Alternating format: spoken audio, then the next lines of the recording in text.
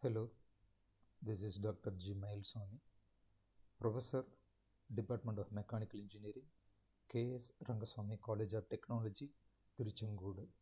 So today we are elaborately discuss about the engineering economics and financial accounting.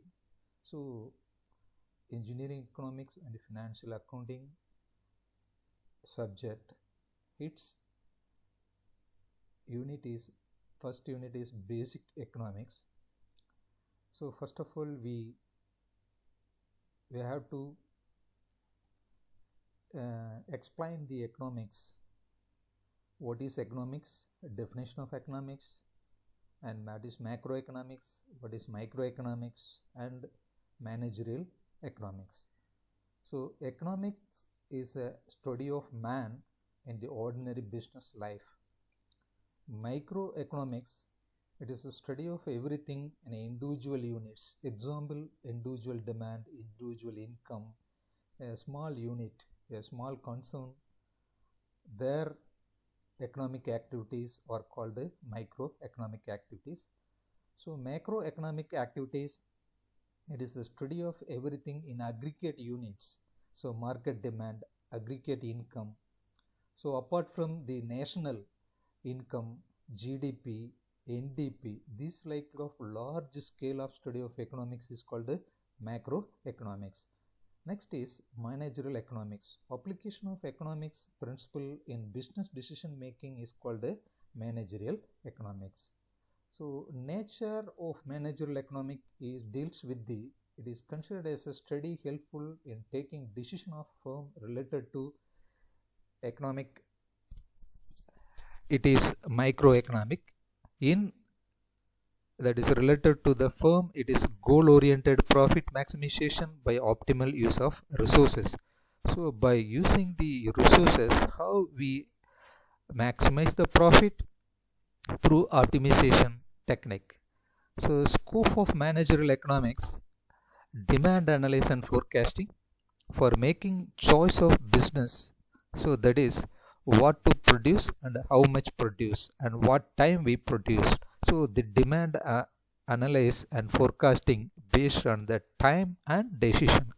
Next one is cost analysis, choosing the factors of production, price theories to decide price in the market, profit analysis to find break-even point, capital budgeting for investment decision, competition in the market for decision of business strategy. So these are all the major parts of or scope of managerial economics. So as a manager or as an engineer, so you should understand. So what is cost analysis, what is demand and forecasting, what is price theories, what is profit analysis, what is capital budgeting, and in the market how we withhold the customer and how to satisfy the customer or delight the customer based on our product and our decision and our service. Problem in managerial economics, identifying business problem related to resource allocations. So allocation of resources based on the problem that has been executed in the business. Then pricing problem, so due to the competitive market, so pricing is very important. So based on the price and quantity, so the market has been withstand or we had to capture the market. Then inventory vendors, how we have to maintain the inventory through our goodwill to the vendors, and how our bill payments and how our return of things has been very promptly, and goodwillness has been involved in inventory condition, inventory problem that will be sorted out and has been resolved. Then investment problem, so investment is the very important thing. So enlarging our organization, so reinvestment and profit maximization and employability, producing employment opportunities in the society. So these things will enhance our organization in the goodwill in the society. Next is basic concept of microeconomics. So in microeconomics, there are some of the topics we must be analyze. So what is production? So production comes under the microeconomics. In general, production refers to the transformation of inputs into output. It deals with the what to produce, how to produce, where to produce, and whom to produce. So these questions must be answered. So while in economic concern. Next is consumption. It deals with the total amount of goods and services consumed by the individuals. So the survey and the market analysis and the demand analysis and supply analysis, all the things has been, and customer satisfaction will be analyzed, and we are go for deal with the total amount of goods and service consumed by the individuals. Next is distribution. It deals with the distribution of goods and services among the consumers by the producers through intermediates. So the market of subcontract deals with the contracts. What is contract, what is subcontract, how we sign, what are all the contributions, what are all the subsidies. These things will dealt with the distribution. So in the consumption area, we have to service, good service, and there will be a distribution. So these things will be elaborately analyzed and will take care of all the things. Next is exchange. A transfer of goods and services from the producer to the customer by keeping money as the medium of exchange. So this is the exchange medium. We ensure the credit and debit of the consumer, and how we goodwill to the customer, and we satisfy the customer and delight the customer. We maintain the product in the goodwillness. Next is land. Land is the factor of production where the organizer or entrepreneur will locate his or her plant or office and start the business. The revenue for the land is rent. So this must be, land is the basic thing based on to set up a factory or organization. Next is labor. It is the factor of production which is rendered by laborers towards the manufacturing of goods and services. The reward for labor is wage. So we have to provide a good wage and satisfactory wage. While we satisfying the labor, our business will be very good. So next is capital. It is the factor of production used for expense in running the business. So capital is very, very important. So running the business, capital is required. The capital investment money is very, very important. That one is the factor of production used to expense running the business. The reward of capital is interest. While you investing the capital in the business, you get some interest. Next, organization. It is the collective work of entrepreneur or organizer who collect all the other factors of production such as land, labor, capital, and running of the business. The reward of the organization, effect of production, and to service to the society. So this is the major important thing of in basic concept of microeconomics. Next is demand. So how we set up the industry, how we set up the organization, how we find out the product. So demand. So we have to analyze the demand of the product in the market. Demand is an economic principle referring to a consumer's desire to purchase goods and services and willing to pay a price for a specific good or service. An increase in the price of good or service will decrease the quality, quantity, demand, and vice versa. Decreasing the amount of demand and vice versa. This is about the demand. Next is a demand curve. So it will show the what is the relationship between the quantity and the price. So P1 Q1 are the initial starting price and starting quantity. When the price increases, so from P1 to P2, so P1 and Q1 and P2 to Q0. So when the price decreases, when the price increases, the quantity will decreases. The first is price P1 and the quantity is Q1. The amount of quantity will be large, price is low, and especially the price increases from P1 to P2, automatically the quantity will decrease. So these successive movements of the x-axis and y-axis, in x-axis we have a quantity and y-axis we have a price. So this movement, movement of the quantity and movement of the price will be successive differential things will plot a parabola curve.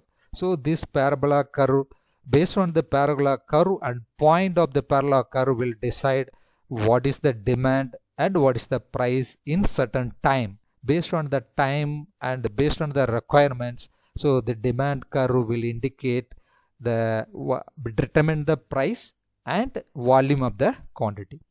This is about the standard curve of demand curve. Next is market demand. It is the sum of all the individual demands for the commodity in the market.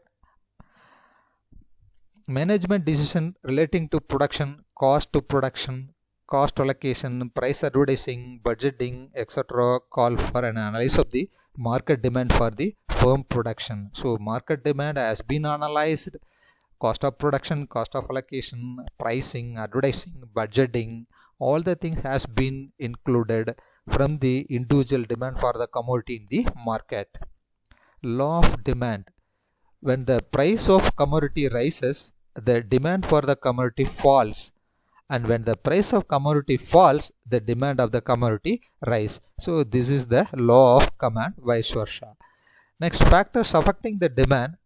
Price effect, it means as a price increases, quantity demand falls due to decrease in the satisfaction level of the customer.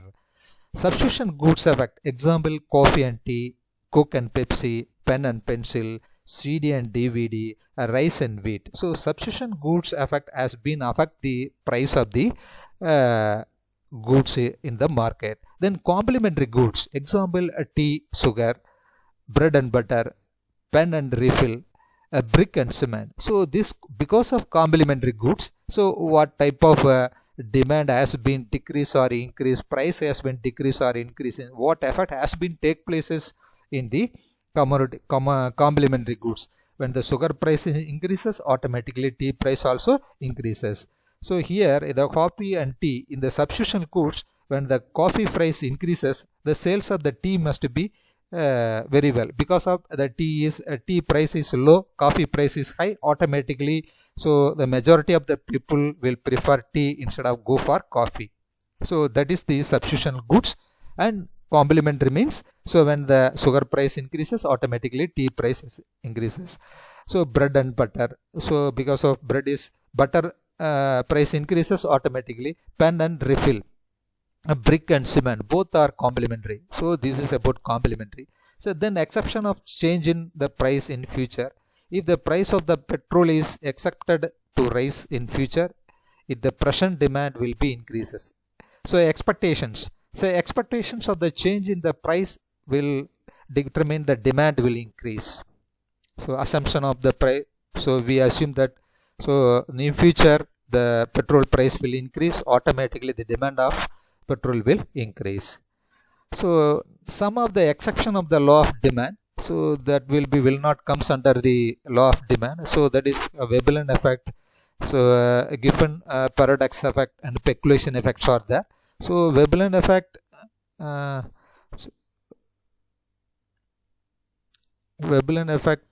is arm of the effect. Responsiveness of the demand, that is elasticity of the demand. Elasticity of the demand. So elasticity of the demand is the response of demand with respect to price, income, price of related goods, and advertising is known as elasticity of the demand. Price elasticity of the demand deals with the responsiveness of the demand with regard to price. So it represents price elasticity of the demand is percentage of change in quantity demand divided by percentage change in price. So price elasticity demand is in a mathematical format, EP is equal to Q2 minus Q1 divided by Q1 whole divided by P2 minus P1 divided by P1. So there is Q1 is original quantity of demand, Q2 is new quantity of the demand, P1 is original price of the level, P2 is new price of the level. Based on this mathematical formula, proportion, based on this formula, we can easily find out the price elasticity of the demand. Next is income elasticity of the demand. Income elasticity of the demand deals with the responsiveness of the demand with regards to income. So income appreciation, percentage change in quantity demand divided by percentage change in income. So cross elasticity of the demand deals with the responsiveness of the demand with respect to price of the related goods such as substitutes and complementary goods. So what effect has been what are all the effects in the elasticity of the price because of substitution goods and the complementary goods. So price cross elasticity is percentage of change in quantity of demand commodity A divided by percentage of change in price of commodity B. So comparison with respect to the percentage of substitution goods and complementary goods has been inculcated and find out the cross elasticity. So 5 cases of price elasticity of the demands are perfect elastic demand, EP is equal to infinity, perfectly inelastic demand, EP is equal to 0, relatively elastic demand, EP is equal to greater than 1, and relatively inelastic demand, EP is less than 1, and unit elasticity demand is EP is equal to 1. This has been found out in some graphical representation. Perfect elasticity means there is no price change. The elasticity curve, the demand curve may equal to parallel to the x-axis. So in perfect elastic demand, a small rise in price result in fall in the demand is 0. When a small fall in price causes increasing the demand to infinity, in such a case demand is perfectly elasticity. So this is perfectly elasticity demand graph. Next is perfectly inelastic demand. So here this demand curve is parallel to y-axis. So a perfectly inelastic demand is 1 when there is no change in producer in demand of the product with change in price. The numerical value of the perfectly inelastic demand is 0, that is EP is equal to 0. So this is no change in the quantity, only price change. Then relatively elastic demand, the demand is relatively more elastic when a small change in price cause a greater change in quantity of the demand. Small change in price will create a lot of change in the quantity consumed.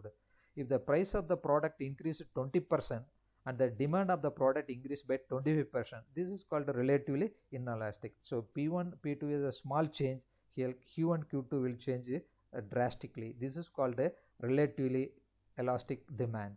Then relatively inelastic demand. So in this situation where a great change in price to a smaller change in the quantity, so vice versa. So the demand is said to be relatively inelastic when a percentage change in the price is greater than the percentage change in the quantity of the demand.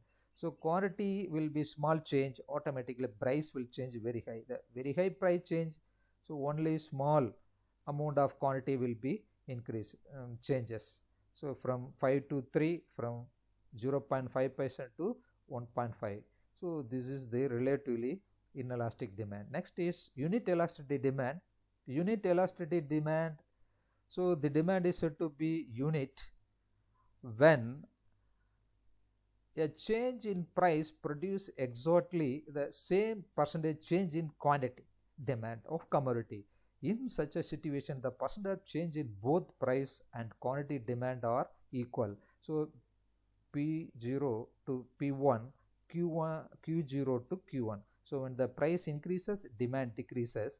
So this percentage of change in both are equal is called the unitary elasticity of the demand. Thank you.